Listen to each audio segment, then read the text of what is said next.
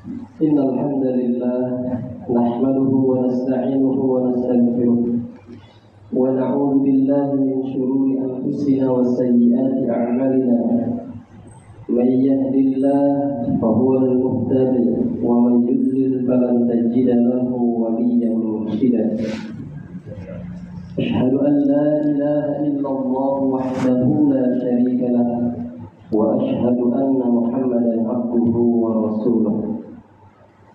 أيها الحاضرون، أوصيكم ونفسي بتقوى الله وطاعته لعلكم تفلحون، حيث قال عز وجل في كتابه الحكيم: أعوذ بالله السميع العليم من الشيطان الرجيم. يا أيها الذين آمنوا اتقوا الله حق تقاته ولا تموتن إلا وأنتم مسلمون.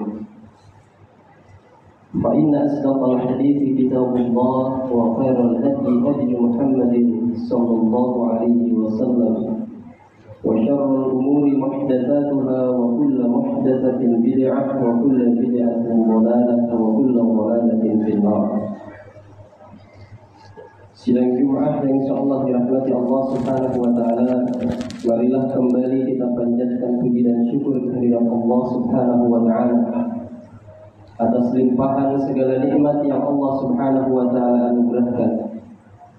Utamanya nikmat iman, nikmat Islam, nikmat kesehatan dan keluangan waktu, sehingga menjadi wasilah telah dimudahkannya kita di siang hari ini untuk dapat sama-sama hadir di salah satu rumahnya di Masjid Al-Huda yang kita cintai ini dalam rangka memenuhi undangannya, yaitu mengikuti rangkaian ibadah sholat Jumat berjamaah.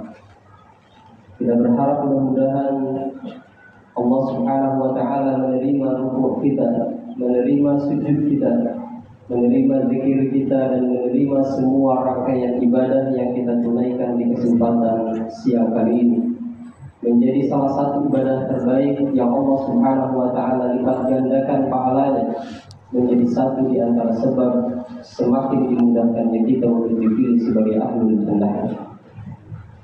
Salawat dan salam semoga tetap tercurah atas baginda Nabi Muhammad sallallahu alaihi wasallam, atas seluruh keluarga, para sahabat, tabi'in, tabi'in, dan siapa saja yang mengikuti dan memegang teguh ajaran Nabi Muhammad sallallahu alaihi wasallam. Dan tentunya kita berharap mudah-mudahan Allah Subhanahu wa taala memilih kita di antara orang-orang yang diistiqomahkan untuk memegang teguh ajaran Nabi Muhammad sallallahu alaihi wasallam sampai akhir hayat kita. Amin ya rabbal alamin.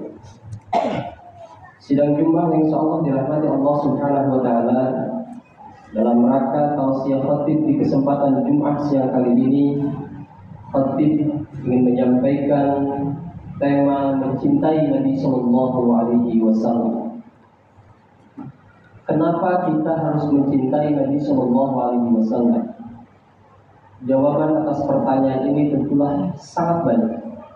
Maka di kesempatan yang tidak panjang ini, izinkan khatib untuk menyampaikan beberapa poin saja. Yang pertama, kenapa kita harus mencintai Nabi sallallahu alaihi wasallam? Jawabannya adalah karena Nabi sendiri sangat mencintai kita. Bagaimana hal ini tergambar di dalam beberapa riwayat.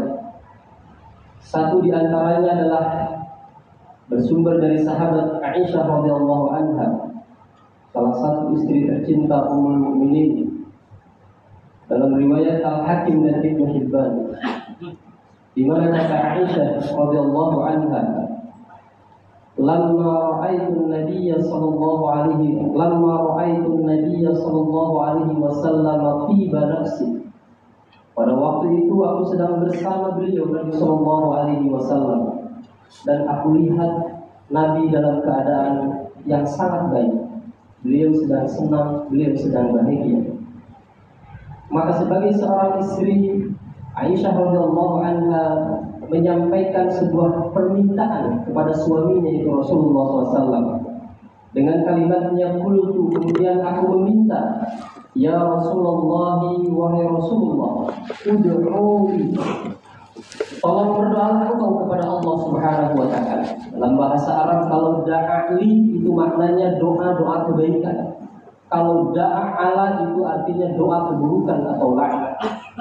Maka di sini Aisyah radhiyallahu anha meminta kepada Nabi SAW agar Nabi berdoa kebaikan-kebaikan untuknya. Qala, tentu Nabi SAW sebagai suami yang sangat baik memenuhi permintaan istrinya, dan Nabi SAW langsung berdoa kepada Allah Subhanahu wa taala dengan kalimat doanya, Allahumma ighfir li Aisyah ma taqaddama min dhanbiha wa ma ta'akhkhar. Ya Allah, ampunilah dosa-dosa Aisyah, kesalahan-kesalahan Aisyah, baik kesalahan yang telah lalu maupun kesalahan yang akan datang. Wa ma asarrat wa ma a'lanat, baik dosa yang dilakukan secara terang-terangan maupun dosa yang dilakukan secara sembunyi-sembunyi. Wa qala, ini yang harus kita garis bawahi. Wa qala, dan kemudian Nabi SAW bersabda, innaha la da'wati li ummati fi kulli salatin. Wahai Aisyah istriku tercinta, dan sesungguhnya kalimat doa ini adalah kalimat doa yang selalu aku munajatkan kepada Allah untuk kebaikan umat. Tidak ada kecintaan yang lebih besar daripada kecintaan Nabi SAW terhadap kita semua sebagai umatnya. Bahkan beliau menyempatkan di semua waktu mustajabnya. Di antaranya adalah ketika beliau melaksanakan ibadah sholat, maka di antara rangkaian-rangkaian doanya, Nabi SAW tidak pernah melupakan untuk memintakan ampun atas kesalahan-kesalahan yang dilakukan oleh kita sebagai umatnya. Maka tentu saja dengan hal ini, keterampunan dosa-dosa kita itu bukan semata-mata karena taubatan nasuha kita, tetapi sedikit banyak ada peran doa Nabi SAW. Di situ ada jasa doa Nabi SAW, sehingga Allah berkenan mengampuni dosa-dosa yang kita lakukan. Kemudian para jemaah yang insyaallah dirahmati Allah Subhanahu wa taala, bisa kita lihat juga di dalam hadis yang bersumber dari sahabat Abdullah bin Amr bin Al-As, di dalam hadis riwayat Imam Muslim. Di dalam riwayat itu disebutkan kata Abdullah bin Amr bin Al-As, anna Nabiya sallallahu alaihi wasallam qala, waktu itu Nabi sallallahu alaihi wasallam beliau membaca dua ayat dari firman Allah Subhanahu wa taala. Yang pertama adalah firman Allah Subhanahu wa taala yang tertera dalam surat Ibrahim ayat yang ke-36, yaitu ayat yang berbicara tentang doanya Nabi Ibrahim alaihissalam ketika beliau sudah maksimal mendakwahi kaumnya. Maka ketika mendapati berbagai macam penolakan daripada kaumnya, maka ini satu doa yang diucapkan oleh Nabi Ibrahim alaihissalam yang kemudian diabadikan oleh Allah di dalam Al-Quran dalam surat Ibrahim. Rabbi innahunna adlalna katsiran minan nas faman tabi'ani fa innahu minni wa man asani fa innaka ghafurur rahim. Ya Allah, sesungguhnya berhala-berhala itu telah menyesatkan kebanyakan daripada manusia, sehingga pada fakta dakwahnya Nabi Ibrahim alaihissalam tidaklah begitu banyak orang-orang yang kemudian mengikuti dakwah Nabi SAW. Maka kata Nabi Ibrahim alaihissalam, faman tabi'ani, maka barang siapa yang mengikuti dakwahku, fa innahu minni, maka sesungguhnya dia bagian dariku. Dialah orang-orang yang aku bertanggung jawab atas mereka di hadapan kau ya Allah Subhanahu wa taala. Tetapi wa man asali, barang siapa yang kemudian menolak dan mengingkari dakwahku, maka aku berlepas diri dari mereka. Fa innaka ghafurur rahim, tetapi aku tahu adalah Zat yang Maha Pengampun dan Penyayang atas manusia.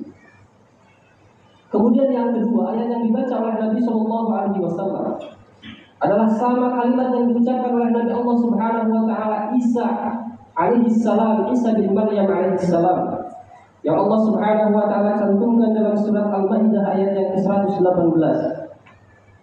Nabi Isa alaihissalam berdoa kepada Allah Subhanahu wa taala, in tu'adzibhum, jika engkau berkehendak untuk mengazab mereka, untuk menyiksa mereka, fa innahum ibadu, maka engkau memiliki kewenangan sepenuhnya atas mereka, karena mereka tidak lain adalah hamba-hamba. Tetapi wa in tagfir alaihim, jika engkau berkenan untuk mengampuni mereka, fa innaka antal azizul hakim, maka sesungguhnya engkau adalah zat yang maha perkasa dan maha bijaksana. Inilah kalimat doa yang dimunajatkan oleh para nabi Allah Subhanahu wa taala di akhir atau di ujung masa dakwah mereka, ketika mereka sudah maksimal menyampaikan dakwahnya, tetapi ternyata kebanyakan daripada kaumnya menolak akan dakwahnya, maka para nabi itu menyerahkan urusannya kepada Allah Subhanahu wa taala. Ketika Nabi SAW melewati dua ayat itu, riwayatkan di sini disebutkan oleh Abdullah bin Amr bin Al-As, farafa'a yadayhi. Kemudian Nabi SAW mengangkat kedua tangannya dan bermunajat kepada Allah Subhanahu wa taala untuk keselamatan umatnya, sebagai rasa khawatir Nabi SAW terhadap kita semua. Allahumma ummati, ummati, ummati. Ya Allah, selamatkanlah umatku, umatku, wabakah. Dan beliau berdoa seperti itu sambil dalam keadaan menangis. Adakah cinta yang lebih besar dari ini semua? Maka cinta Nabi SAW begitu besar atas kita semua sebagai umatnya. Bahkan kecintaan itu tidak berkurang, kecintaan itu tidak berubah di saat Nabi SAW dizalimi oleh manusia, dizalimi oleh umatnya.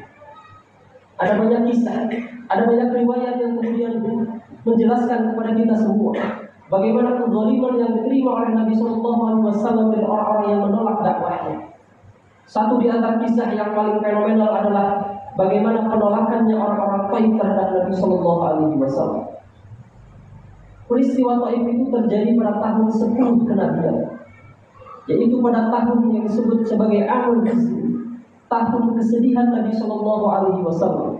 Karena di tahun itu Nabi SAW ditinggal oleh dua orang yang sangat dicintai dan begitu berarti bagi kehidupan Nabi SAW. Yang pertama adalah istri tercintanya, yaitu Khadijah binti Khuwailid Ummul Mukminin, sebagai istri Nabi SAW yang telah mencurahkan kecintaannya, bahkan rela menghabiskan seluruh hartanya untuk membiayai dakwah Nabi SAW. Sebagai orang yang begitu cinta kepada Nabi SAW, selalu hadir di saat sedihnya Nabi SAW. Kemudian yang kedua, ditinggal oleh paman tercintanya. Meskipun tidak menerima dakwah Nabi SAW, tapi kecintaannya secara pribadi kepada Nabi SAW bahkan melebihi kecintaan terhadap putra-putranya sendiri. Begitu besar cintanya Abdul Muttalib, paman Nabi SAW, terhadap Nabi SAW, sehingga Abdul Muttalib hadir di sisi Nabi SAW. Abdul Muttalib hadir di sisi Nabi SAW menjadi tameng bagi Nabi SAW. Abu Thalib selalu hadir di sisi Nabi SAW, menjadi tameng bagi Nabi SAW dari sentuhan kezaliman orang-orang musyrikin. Maka ketika Nabi SAW ditinggal dua orang tersebut, selain secara manusiawi kecintaan begitu besar atas kedua orang ini, juga ini menjadi satu tekanan dan pukulan bagi Nabi SAW atas dakwah yang sedang dijalani. Dengan wafatnya kedua orang ini, maka Nabi SAW mendapatkan tekanan yang jauh lebih keras daripada orang-orang munafik, daripada orang-orang musyrik. Maka Nabi SAW berikhtiar dan berupaya mencari basis-basis dakwah, mencari tempat-tempat yang bisa diajak kepada Islam. Maka Nabi SAW memutuskan untuk berangkat ke satu daerah yang namanya Taif, sebuah wilayah yang cukup subur berada di sebuah lembah. Nabi SAW berharap karena ada beberapa tokoh di sana yang memiliki kedekatan dengan Nabi SAW agar mereka bisa menerima dakwah Islam yang dibawa oleh Nabi SAW. Maka berangkatlah Nabi SAW ditemani putra angkatnya, yaitu Zaid bin Harithah radhiyallahu anhu. Jarak yang ditempuh oleh Nabi dengan sahabat Zaid pada waktu itu dari Makkah ke Taif itu kurang lebih 70 km. Mereka berdua berjalan kaki menuju tempat itu. Ini sebuah perjalanan yang sangat berat di medan yang seperti Arab pada waktu itu. Tetapi apa yang terjadi? Dakwah Nabi SAW ditolak mentah-mentah, bahkan beliau menerima perlakuan yang sangat tidak manusiawi dari mereka. Nabi SAW dipukuli, Nabi SAW dilempari, sampai terluka dan berdarah Nabi Shallallahu Alaihi Wasallam. Sampai yang di langit itu merasa iba kepada Nabi SAW. Allah Subhanahu Wa Taala mengutus para malaikatnya untuk menyampaikan kepada Nabi Shallallahu Alaihi Wasallam, andai saja kata malaikat engkau minta kepadaku untuk menimpakan al-ahbasyain, dua guru besar itu ditimpakan kepada masyarakat baik pada waktu itu, maka kami akan melakukannya. Tetapi apa yang dilakukan oleh Nabi Shallallahu Alaihi Wasallam ketika diberikan penawaran seperti itu?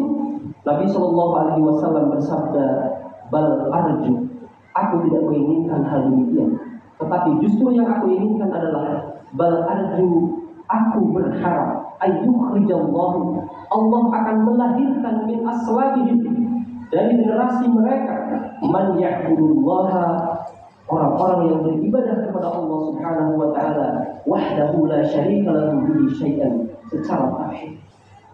Nabi SAW tidak dendam, Nabi SAW tidak marah, Nabi SAW tidak benci. Bahkan Nabi SAW menginginkan kebaikan atas mereka. Oke, generasi hari ini tidak mau menerima Islam, tetapi Nabi SAW menginginkan dari sulbi mereka lahir generasi yang kemudian menjadi lebih baik dan menjadi penganut Islam dan tauhidnya kepada Allah Subhanahu Wa Taala. Betul saja di kemudian hari, Taif itu menjadi satu wilayah yang melahirkan orang-orang besar di dalam Islam. Inilah cinta Nabi Shallallahu Alaihi Wasallam terhadap umatnya, terhadap kita semua.